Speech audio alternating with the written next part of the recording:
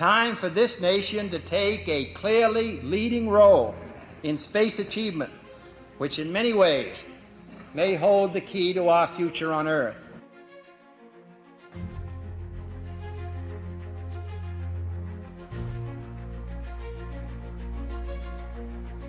It's one small step for man, one giant leap for mankind.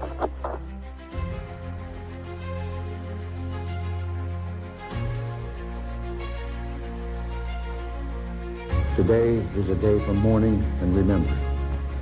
Nancy and I are pained to the core by the tragedy of the Shuttle Challenger. The following program may contain coarse language, adult themes, and bad attempts at humor. Listener discretion is advised.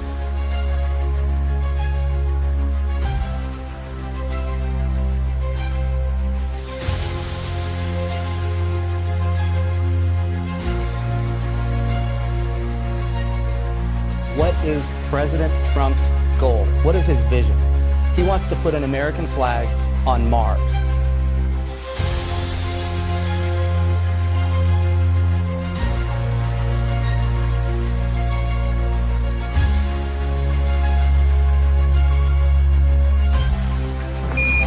Houston, Tranquility Base here. The Eagle has landed.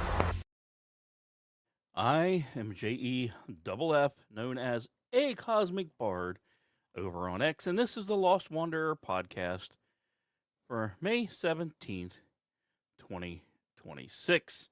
Produced from Listening Post Studios and simulcast on KLRN Radio and SHR Media.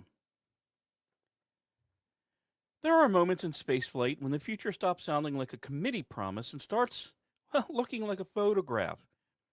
And NASA, to its credit, just handed us more than 12,000 of them. Not renderings, not animation, not another glossy vision of someday, pending budget approval or contract delays or, the ever-reliable emotional stability of Congress. These are real images taken by real astronauts inside a real spacecraft on a real journey to the moon. Yes, Artemis II launched on April 1st, carrying Reed Weissman, Victor Glover, Christina Koch, and Canadian Space Agency astronaut Jeremy Hansen aboard Orion, a spacecraft named Integrity. 10 days later, they came home, splashing down in the Pacific on April 10th. During that flight, they became the first astronauts in more than 50 years to travel beyond low Earth orbit. Now, with SD cards back on Earth, NASA has released 12,217 photos from the mission, and I agree, Al.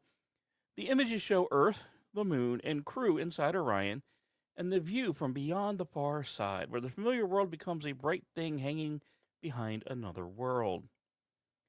Now, this is the part that gets me.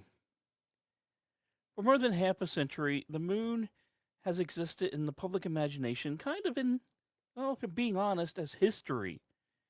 Yeah, we have Apollo footage, grainy boots, flag stiffened vacuum, Walter Cronkite taking off his glasses because even he had briefly run out of words. For those who lived it, the moon was a place humans had finally reached. For everyone born after it, the moon was almost a myth with, maybe NASA letterhead on it. We were told we had gone there. We saw the pictures. We knew the names. But it belonged to another age, another world, another America with slide rules, cigarette smoke, and the Cold War breathing down everyone's neck. Artemis 2 changes that feeling. Not because it landed, because it did not. Not because it solved every problem in the Artemis program, because it absolutely did not, especially, with the toilet. But because it moved the moon out of the museum and kind of back into the present tense. 3 people and a Canadian went around it. 4 people looked at its surface with their own eyes. 4 people saw Earth fall away behind. And then come home with photographs that are not memories of Apollo, but evidence of now. And the photographs themselves carry a bit of strange power. Earth is there as a crescent, mostly dark, thinly lit, delicate in the way that makes every argument on this planet feel smaller, but yet somehow louder. The moon is not there as a flat gray symbol, but a textured place with browns, rusted tones, subtle colors, scarred plains, and craters that have been waiting since before humanity had a language for waiting. One image shows a quarter moon in the foreground with tiny Earth behind it. Another catches Earth peeking out from behind a lunar crescent after closest approach. Now let's not forget, the crew reached 252,760 miles from Earth, farther than any crewed mission in history. Now, it's not a number. This distance actually matters. It is a bit of severing of habit. Since Apollo 17 in 1972, human beings have done extraordinary work in space, but they've done it in the backyard. The space shuttle, Mir, the International Space Station, commercial crew, private astronauts, orbital laboratories, all of this does matter. As much as it doesn't seem it, low Earth orbit is not easy. It is still a place where the air outside will kill you. The temperature swings are absolutely absurd, and every loose bolt becomes a tiny murder pebble. But low Earth orbit is also the front porch compared to the moon. Artemis 2 finally decided to step off the porch and, using a more current vernacular, touched grass.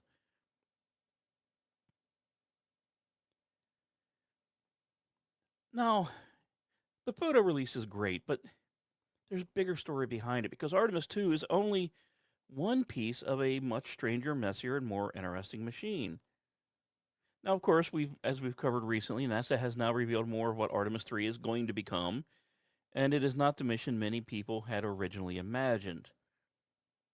Artemis 3 is planned as an Earth orbit test flight where Orion will rendezvous and dock with one or both privately developed lunar landers.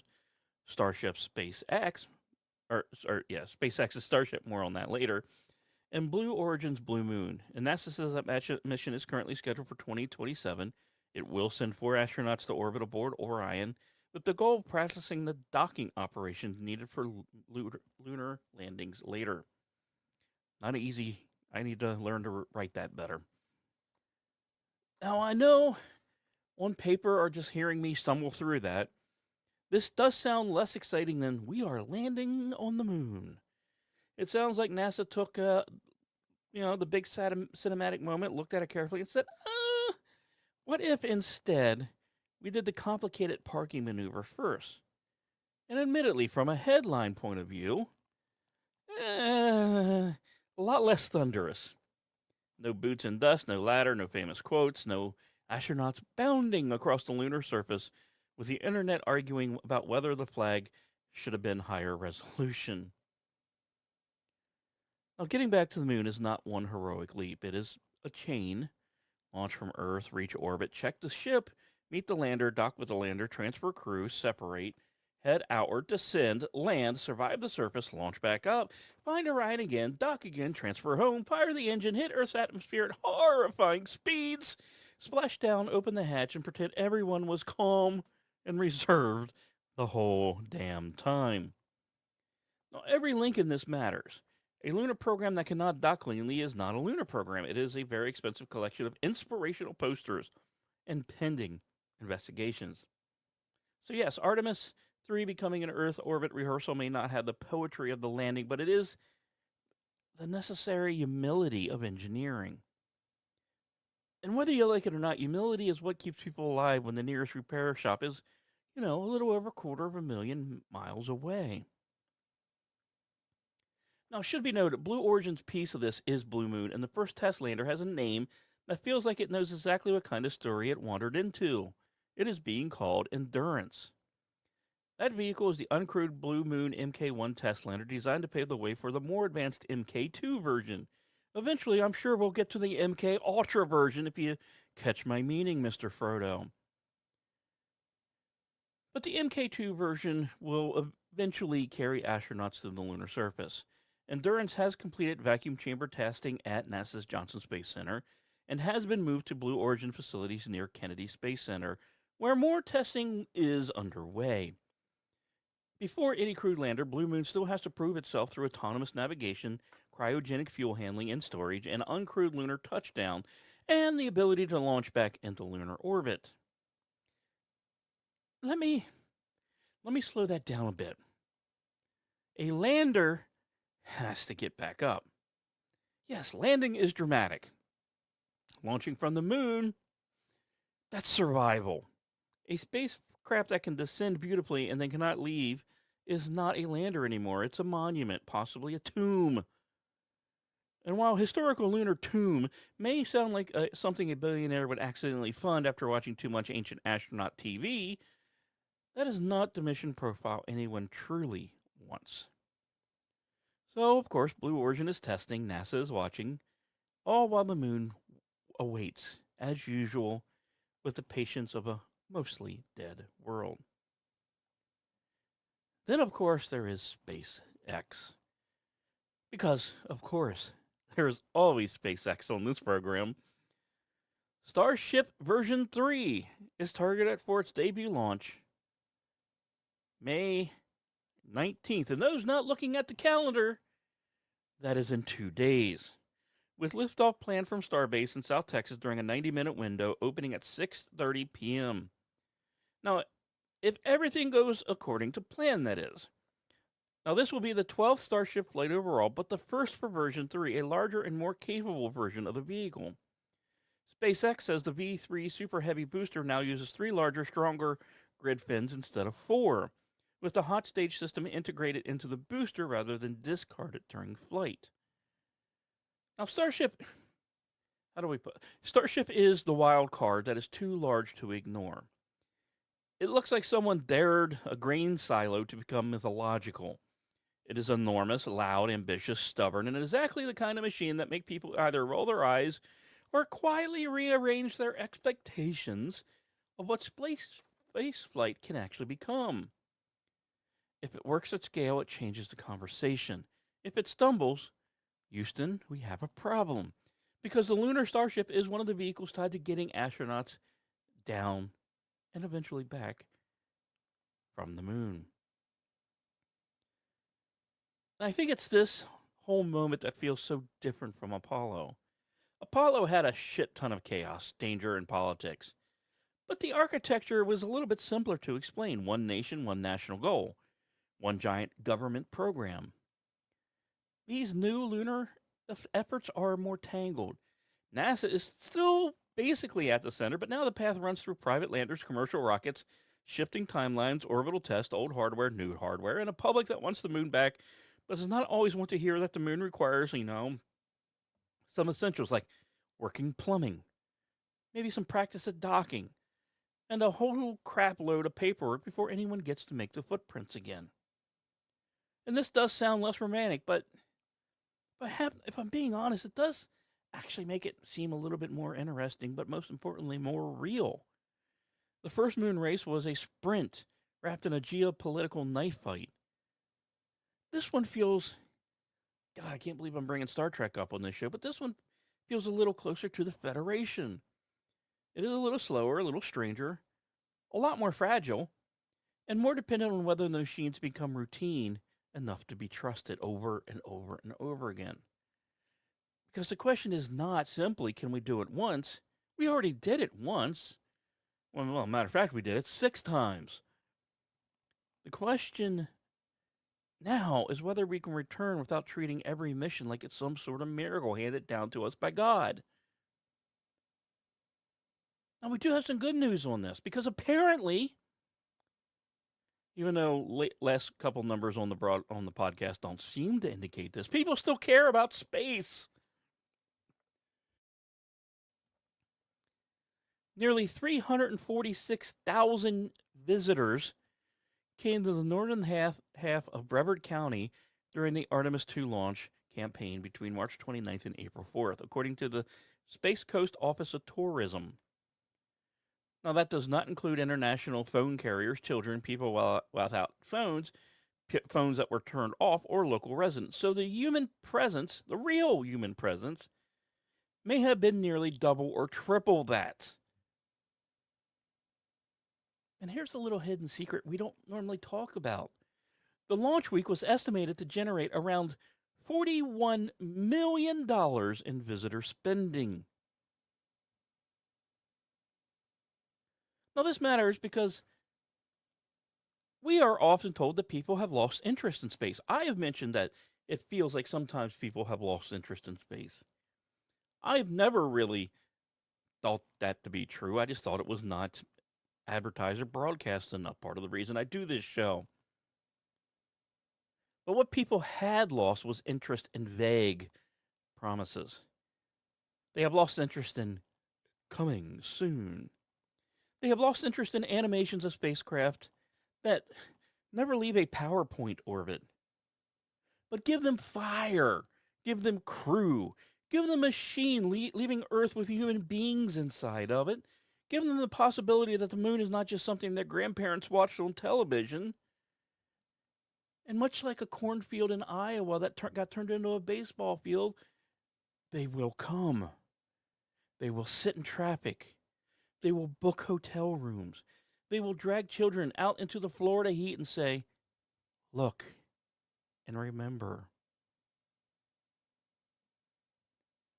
This is the real story tonight. The moon is no longer just that memory that we see every night we go outside. It's still not fully present yet, but it's not in the way it was when Apollo astronauts were walking on it, but it is coming back into reach. You can feel it when you look at the images from Artemis 2. You can see it in the potential test for Artemis 3. You can hear it in the grind of lander development, the roar of Starship rehearsals, the crowds gathering at Space Coast, and the strange old human impulse to look at light in the sky and reach for it. The moon spent 50 years as a photograph on the wall of civilization. Now, new photographs are coming back. New machines are lining up.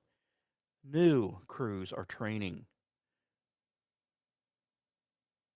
We are moving again.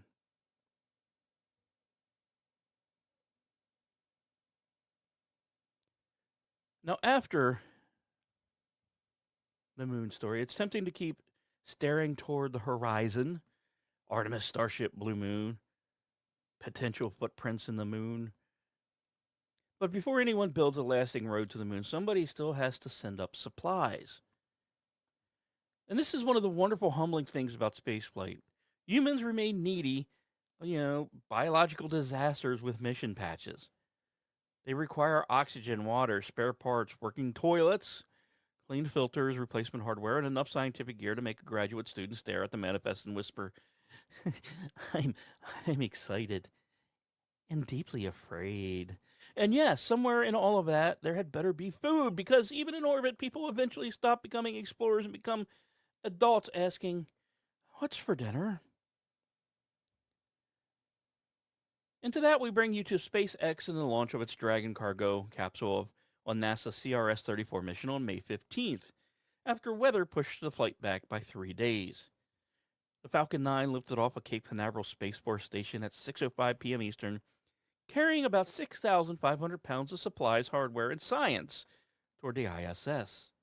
The first stage returned to Cape Canaveral and landed about 7.5 minutes after launch, because apparently bringing a booster back from the edge of space is now something SpaceX does with the same emotional energy most of us reserve for taking the trash cans to the curb. Then Dragon began chasing down the station, which always sounds calmer than it is. We always say, the Dragon is headed to the ISS, like it is driving across town with a trunk full of groceries. Let's not forget, in reality, the station is racing around Earth at orbital speed, which is over 17,000 miles per hour, and Dragon has to meet it with the patience and precision of a cosmic valet driver. Now, on board are experiments studying microgravity simulation, bone growth, red blood cells, and the spleen. Now, this is real work behind long-duration spaceflight. Rockets get humans off the planet. Research keeps them alive after they get to space. But, once again, NASA has chosen secrecy. Not about propulsion, not about docking, not about orbital mechanics, scientific payloads, blood cells, bone scaffolds, or microgravity simulation. No. The real cover-up that NASA has to explain to me remains intact. They did not give us the onboard food list. I swear they do it just to piss me off. But I'm sorry, at this point, it is feeling highly personal. Look, I respect science. We all love science. We are absolutely here for the wood-based bone scaffold, which sounds like something a wizard would prescribe after, losing a tavern fight with a giant oak tree. But somewhere inside that 6,500 pounds of cargo, there had to be something edible. Was there coffee? Tortillas? Hot sauce? Did some astronaut open a cargo bag whispering, "God, please, please, please be peanut butter?" And only to find a spare water recovery component and a laminated safety checklist? Okay, I'm gonna calm down a little bit. Recover. Snack-based transparency issues aside, CRS 34 does matter. Dragon was scheduled to dock with the station on May 17th, attaching the forward part of the Harmony module. This Dragon is making its 6th spaceflight, setting a new mark for SpaceX cargo vehicles. It is expected to stay at the station for about a month before returning to Earth in mid-June with time-sensitive research and cargo. Now, it should be noted the return trip is a little important. Dragon is currently the only operational ISS resupply ship that can bring material back to Earth. Other cargo ships can deliver supplies, but they burn up in the atmosphere at the end of their missions. Admittedly useful, but flair for the dramatic, absolutely. But not ideal if your experiments need to come home instead of becoming a shooting star with paperwork. Let's not forget, though, before humanity can live on the moon or even one day walk on Mars, it still needs to master the oldest rule of travel. Well, maybe the second oldest rule. A, know where you're going, but B, packing well. And yes, we have Dragon as the delivery truck that visits the station, but Europe's Space Rider wants to be something different. A small orbital workshop that goes up, does its job, and then comes home. Now, this, of course, sounds simple until you remember that coming home from orbit is, well, it's one of the rudest things a spacecraft ever has to do. Space is quiet. Launching is relatively quiet. Re-entry is a bitch. Re-entry is where a vehicle slams in the upper atmosphere so fast that the air itself becomes a furnace. Every returning spacecraft has to survive the same basic insult. Earth saying, "You thought you could leave." So the ESA Space Rider is designed to be Europe's first reusable spacecraft. It will be uncrewed, built to operate in low Earth orbit for about 2 months, and is meant to carry experiments, technology demonstrations, and cargo that can return to the ground for later analysis. It's once again, return trips are mattering. Launching experiment is one achievement, getting them back intact and studying them is another. To this important step, though, the program has cleared 2 major hurdles. Engineers tested the spacecraft's thermal protection system in a plasma wind tunnel, exposing it to conditions meant to imitate re-entry. The heat shield saw temperatures around 2,900 degrees Fahrenheit. They also tested how the system handles damage from debris or micrometeors. Because space, it doesn't just try to kill your spacecraft during, the dramatic parts. Sometimes it tries to, sandpaper it a little first. And it is important to remember the heat shield is not decoration. It is a difference between valuable reusable spacecraft and, oh, look at the brief artificial meteor over Europe. But let's not forget, if it makes it through that, there's still the landing. Space Rider does not use wings like the space shuttle, and it does not just splash down like a capsule. It is a lifting body spacecraft that will descend under a steerable parafoil and aim for a runway-style touchdown. ESA has built a full-size drop test module with avionics and autonomous guidance software, and later this year, engineers plan to release it from a helicopter over the Salto de Chiora range in Sardinia. Now picture this image, if you will. Somewhere over Sardinia, a helicopter is going to drop a minivan-sized spacecraft model so Europe can find out whether its little orbital return machine can steer itself home like a very serious, very expensive flying tent. So yeah, Space Raider might not have the thunder of Starship or even the romance of Artemis, but it does belong in the same larger story. More nations are trying to make spaceflight less disposable. Dragon already brings station cargo home. Space Rider would give Europe its own reusable orbital laboratory. A small ship that leaves Earth, does its job, survives the fire, opens its parafoil, and comes safely back to home. And before we head to intermission, it's been a while. I hope you haven't missed it. But it's time for... And now, Asshoes in Space! China is asshole!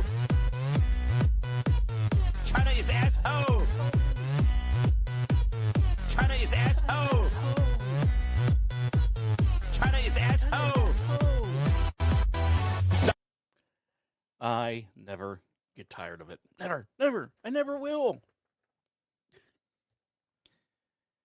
We're going to start off a little different, though. It's not going to be China to lead this a little bit, but two Russian satellites, Cosmos 2581 and Cosmos 2583, recently came within about 10 feet of each other in orbit. Let me repeat that. 10 feet. Are you even sitting wherever you're at 10 feet away from your bathroom? You're probably further away than these two Russian satellites were in space. This is not same neighborhood. That is, sir, I can smell your borscht. Now, according to Comspox, this was not a coincidental pass either. Cosmos 2583 reportedly performed several fine maneuvers to maintain that tight configuration, while other objects from the same little orbital family, including Cosmos 2582 and something just called Object F, were also involved in the broader formation. Now, this is where we have to, I think we need to, activate side eye here. Because satellites do not casually wander within 10 feet of each other like two confused shopping carts at Walmart.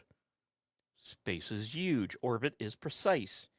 When two spacecraft get that close and one of them is making fine adjustments to stay there, somebody is testing something.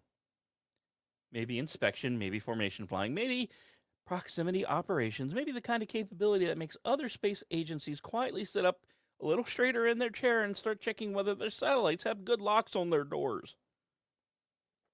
Now, we love honesty, we love truth here at the Lost Wanderer podcast, so we have to be fair. Russia is not the only nation that plays these games. The United States and China both have satellites capable of maneuvering near other spacecraft. It's not really magic. This is modern space environment. But Russia has a history of quote-unquote inspector satellites, which is a, how do we put it, charming phrase that sounds very polite until you realize the inspector might show up at your orbital house uninvited, have a gun, stare through your window, and possibly, decide your house doesn't belong there and that an international highway needs to go through. The important word here is capability. A satellite that can approach another satellite, hold position near it, release smaller objects, or maneuver as a part of a formation is not automatically a weapon, but it probably is. It's not just a weather balloon with ambition. Let's just put it out there. This is the same skills that can let you inspect can also let you interfere. Let's not forget that. The same precision that lets you observe can also let you intimidate. And the difference between technical demonstration and, sir, why are you touching my spacecraft, can get very thin very quickly. So now while Russia is doing orbital personal space violations, China has decided to do something almost more important, and that's cadence.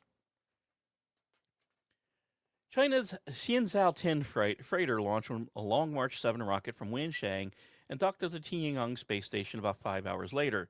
It carried nearly 7 tons of cargo, including more than 220 items about 620 pounds of scientific experiments, and 1,540 pounds of propellant, and at least 3 new spacewalking suits for the station. Now, this is not flashy in the military satellite creeping up behind you sense, but it matters because cargo flights are how space station becomes a real working platform instead of a short-term stunt. And yes, for those wondering, China doesn't release their food wares either. But it's not just them keeping Xinjiang supplied. They are launching a lot. On May 15th, China launched a Lijian 1 and also Kinetica 1 from the Dongfeng Commercial Space Innovation Pilot Zone, sending 5 satellites into preset orbits. That was the 13th flight for the Lijian 1 rocket, a commercial lunar built for the small satellite market. The day before, Landspace launched its Zhangqiu 2E methane oxygen rocket with a 2.8-ton experimental payload aimed at large-scale constellation network. Chinese reporting is already talking about more than 100 space launches this year, with a large commercial slice of that activity. So yes, this week, an Asshoes in space. Russia gets the eyebrow, China gets the notebook. One is doing suspiciously intimate, and not in a good way, satellite ballet, and the other is stacking launches, cargo, hardware, and space station operations into a rhythm that sounds oddly familiar. Space is getting crowded, space is getting capable, and space is getting very, very intimate. And on that note, before someone parks a military satellite in our own personal space, let's take a break, shall we?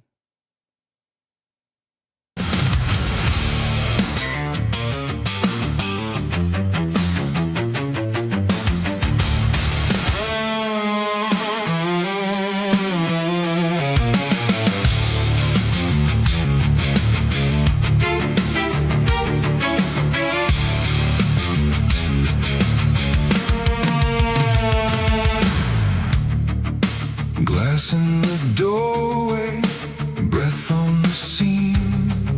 Someone is moving, almost like me.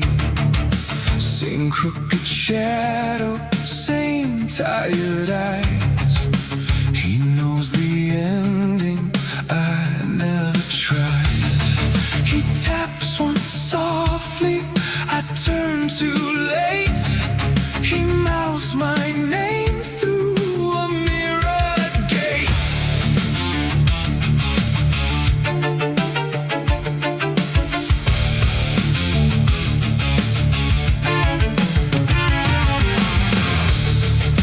He wears my silence better than skin, carries the losses I buried in. Steps where I stumbled, laughs where I froze, speaks like a stranger, everyone knows. He leans in closer, cold as the sea, says I was you once, you weren't me. The other me, across the crack. The other me is looking back. He took the road I never see. The other me is haunting me. The other me, the other me, the other me won't let me sleep.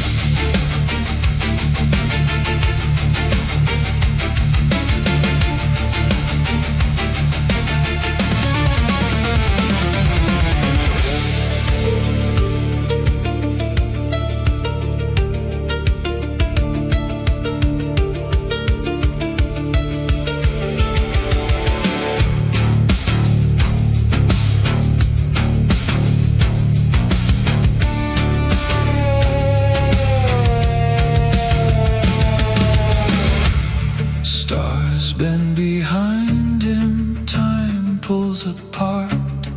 One universe keeps the better heart. Maybe he failed there, maybe he won. Maybe we both, and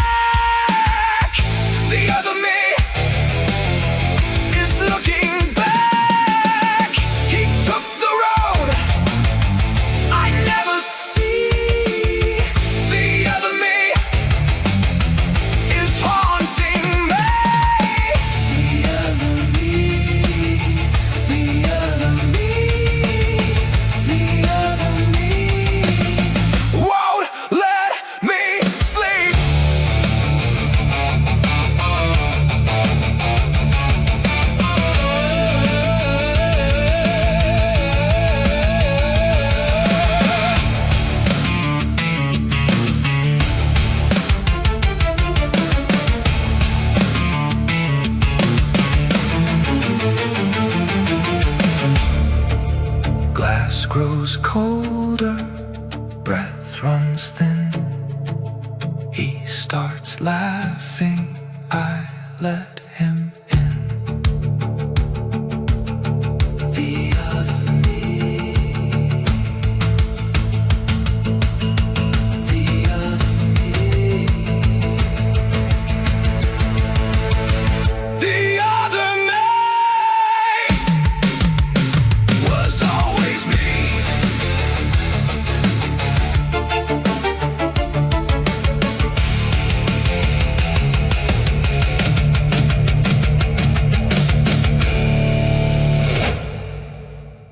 And welcome back to the Lost Wanderer podcast. Special thanks, shout out to Al. I appreciate you being here tonight.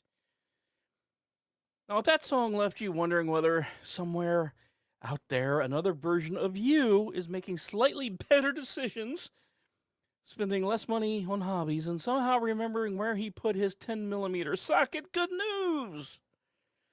Physics has decided to make that emotionally worse. Because tonight we come back from intermission with a story about the possibility of a mirror universe, not metaphorically, not spiritually, not in the evil Spock has a beard sense, although frankly, points for branding.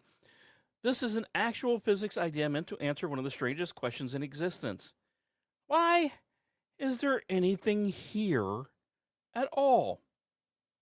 See, the problem is, as we talked last episode of Lost Wonder, matter and antimatter. Now, according to our best understanding, the early universe should have produced both in equal amounts. Matter and antimatter do not play well together. When they meet, they annihilate each other into energy, so if the Big Bang made equal amounts of both, the universe should have become a very impressive flash of light, followed by absolutely nothing interesting ever again. No stars, no planets, no us. No late-night arguments about whether buying another guitar counts as a necessary expense. And yes, Al, I wrote that before I knew you were the only one in the chat live tonight. But clearly, matter decided to win. We are here. The coffee is here. The moon is here.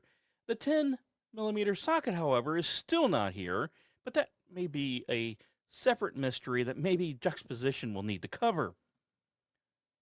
Now, a new study covered by Popular Mechanics suggests one possible answer. What if the Big Bang created a paired universe alongside ours? A mirror universe with opposite spatial orientation and time coordinates reversed relative to us. In that model, the two universes together preserve a deep symmetry known as CPT, which is charge, parity, and time, even if each individual universe appears to break the rules locally during the earliest moments of cosmic history. Now, yes, this can be a brain twister. I get it. I apologize. But maybe the universe does not truly violate the rule book. Maybe we are only reading the left side of the book and never seeing the right side of the book. The researchers argued that this paired universe setup could help explain why matter gained that tiny advantage over antimatter. And tiny is a key word here. The imbalance needed may have been roughly one extra matter particle for every billion matter-antimatter pairs. Now, this does not sound like much, but when the universe is young, hot, dense, and dramatic enough to make a prog rock concept album nervous, one extra survivor per billion is enough to actually build galaxies. Now, to be clear, this does not mean there is an evil version of you across the cosmic hallway wearing an eye patch and making better financial decisions while listening to Rush. This is not confirmed. It is not a detected parallel world. It is simply a model, a way to try to solve the matter-antimatter mystery without simply saying, well, physics got weird there for a second, don't worry about it. But it is a testable thing in principle. The article notes that primordial gravitational waves or neutrino asymmetries might carry fingerprints of this early universe symmetry breaking. In other words, if the mirror universe left a scar, it may be buried in the oldest signals the cosmos still allows us to read. And this is why this story, well, kind of inspired the song The Other Me, because the song plays like a metaphor, but the scientific answers with a shrug and says, actually, about that, there might not be another you. Maybe there is no cosmic twin making way better choices. But somewhere in the mathematics of the beginning, there may be another half to the story. A universe paired with ours, running backwards from our point of view, helping explain why anything survived the first fire.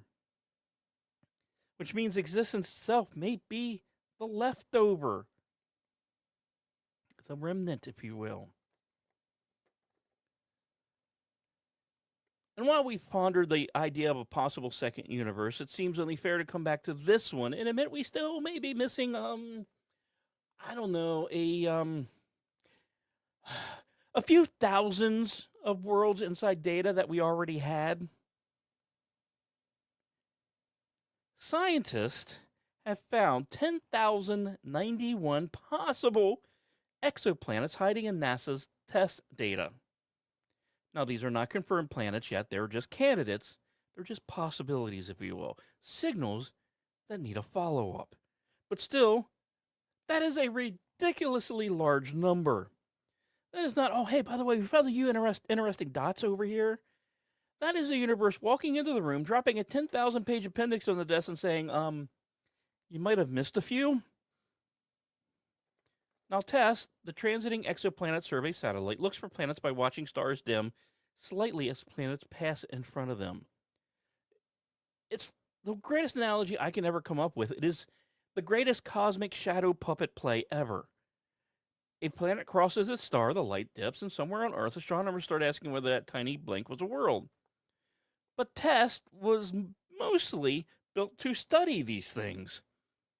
So this new work pushed deeper, searching stars about 16 times fainter than the mission usually targets. And that's, love it or hate it, this is where machine learning has come in. Researchers trained an algorithm to dig through the noise and look for transit signals that might have been overlooked, which is both exciting and mildly insulting, because the computer basically looked at years of data and said, did anyone else here not see the planets? Just me? Just me? No one else saw it? Really? No one. Because apparently NASA's archive is not a filing cabinet. It is the cosmic equivalent of that drawer in your kitchen where you find, your batteries, your twist ties, a flashlight that may or may not work. And somehow also in there is about 10,000 possible planets. Once again, we have to be careful here. These are not confirmed worlds. Candidate planets still need follow-up filtering and verification. Some will turn out as false positives. Some may be background eclipsing binaries. Some may be instrumental noise wearing a fake mustache. For science is not just finding the exciting thing, it's trying very hard to prove the exciting thing is not lying to you. Like when that hot girl at the bar gives you your number, you hope to God and everything else that it's the real number and not, cars for cash or kids for cash or cars for kids or something, whatever it is. But even with all of this caution, this is an enormous haul. Humanity has confirmed more than 6,200 exoplanets to date. If only a fraction of these new candidates survive the follow-up progress, it still expands the map. It means the old data has more to say. It means the sky did not get larger, just we got better hearing aids. And this is, I think, the most important part of the story. We often imagine discovery as looking somewhere new, building a new grander telescope, or some new fangled mission, a new camera pointed at a new patch of darkness. What this shows us is sometimes discovery means returning to what we already collected in the first place and just simply asking a better question. The photons were already there, the dips in brightness were already there, the possible worlds were already leaving fingerprints in the light. We just needed to be a better listener. But we do know this. The darkness was not as empty as we once believed, and that should be a cheerful moment.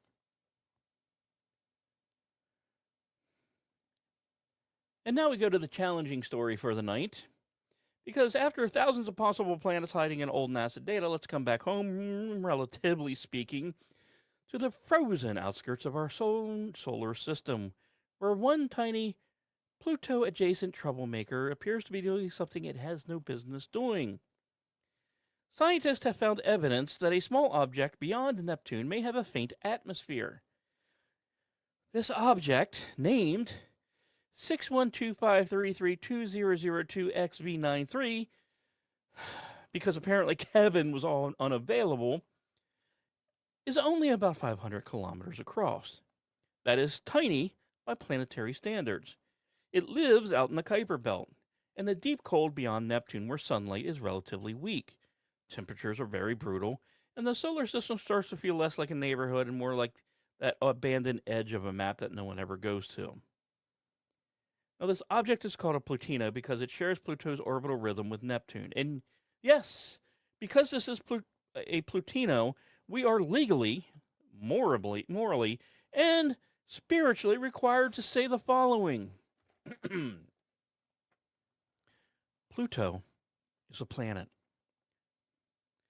We do not negotiate with astronomical demotions. We do not recognize the paperwork. Somewhere, Neil deGrasse Tyson just felt a disturbance in his force, and frankly, good. But Pluto's little resident cousin may be weird in its own right. Researchers watched 2002 XV93 pass in front of a distant star, an event called a stellar occultation. If the object were airless, the star's light should have blinked out sharply. Instead, the dimming, because we all remember our Einstein lessons, right, was more gradual, suggesting the starlight was being bent or softened by a thin layer of gas around the object. In other words, this tiny frozen world may have an exosphere, also known as an extremely faint atmosphere. And it should not be easy to note for something this small to hold on to one. The pressure is estimated at only 100 to 200 nanobars, millions of times thinner than Earth's atmosphere, and even thinner than Pluto's. So we're not talking about weather clouds or, tiny alien weather reporting standing outside saying, "Back to you, Dave. It's nitrogen frost and existential despair." We are talking about a ghost of an atmosphere. Barely there, maybe there. And this is what makes it interesting. Scientists usually expect atmospheres around larger bodies with enough gravity or enough volatile surface ice to keep feeding them. But observations from the JWST reportedly did not find clear signs of surface ices like nitrogen, methane, or carbon monoxide that would normally explain this kind of gas envelope. So where's it coming from? Well, maybe a recent comet like Impact blasted buried material in the space. That's actually a good possibility. Maybe the object has some kind of cryovolcanic activity, releasing hidden ices from below the surface. Another possibility. And maybe this atmosphere is just temporary and is already fading. Or maybe the outer solar system is so much stranger than our neat little categories currently allow. If Ordy was here, I would say embrace the power of and. But the real takeaway, we keep trying to sort the solar system into clean boxes. Planet, dwarf planet, moon, asteroid, comet, debris. Then some frozen little misfit beyond Neptune raises his hand and says, not quite dead yet. Actually, I might be breathing. I might be getting better. Not much, not loudly, but enough to remind us that even at the edge of the sun's kingdom, the dead things may not be as dead as they once appeared.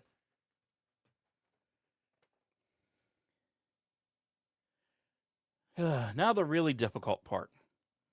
From one tiny frozen misfit beyond Neptune, let's move inward just a little to Neptune itself and Uranus. Because apparently the outer solar system has decided this week that labels are for cowards. And yes, I'm going to do my best to discuss Uranus like adults. I hope. Maybe. Mostly. We'll see how it goes. Because scientists now think Uranus may contain far more rocks than expected, which means if anyone in the audience is ever worried about rocks in Uranus, get your preparation H ready. Apparently it's worse than we thought. Look, I get it. Juvenile, yes. Maybe a little bit of medical panic aside. This is actual serious rethink of how the outer planets may have been built. Uranus and Neptune are usually called the ice giants, which sounds wonderfully clean and simple. Jupiter and Saturn are gas giants. Uranus and Neptune are ice giants. Done.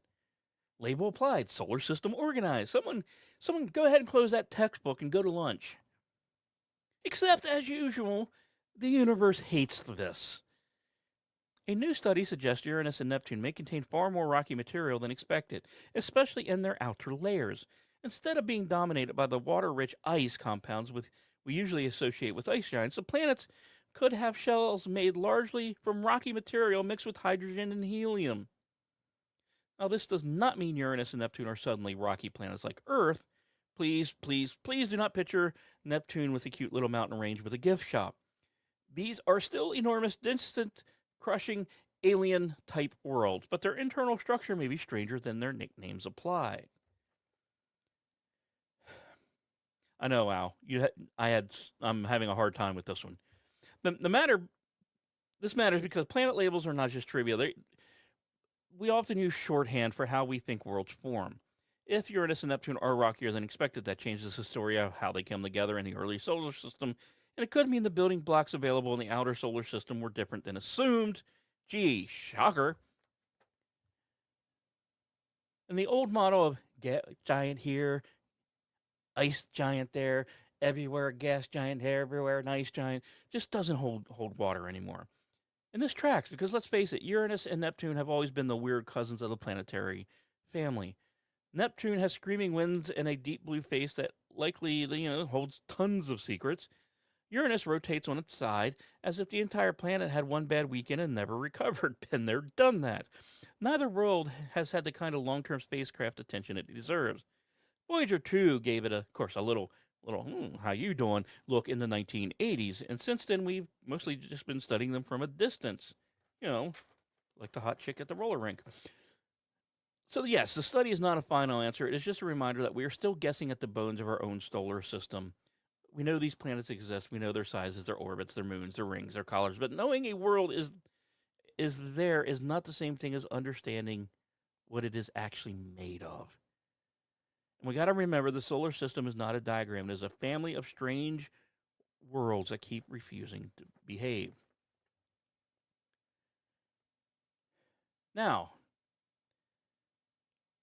got to end with this. Space junk is not a new problem. And I swear I did not write this, Al, knowing you were the only live chatter tonight.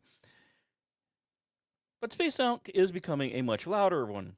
Every launch, every dead satellite, every discarded rocket stage, every fragment from an old collision adds to the orbital junk drawer circling above our heads. And unlike that junk drawer in your kitchen, this one is moving fast enough to ruin a spacecraft's entire evening. 2 companies now want to start removing debris from orbit as soon as 2027. Their idea is to go after dead satellites and other dangerous objects before they become collision hazards. This sounds straightforward until you remember that grabbing something in orbit, unless you're the Russians, is not like picking up trash on the side of the road. The object may be tumbling, it may have sharp edges, it may not even have a docking port. It may be old, dead, and completely uninterested in cooperating, and God, that just sounded like me. So yeah, Al, how's your junk company coming along again?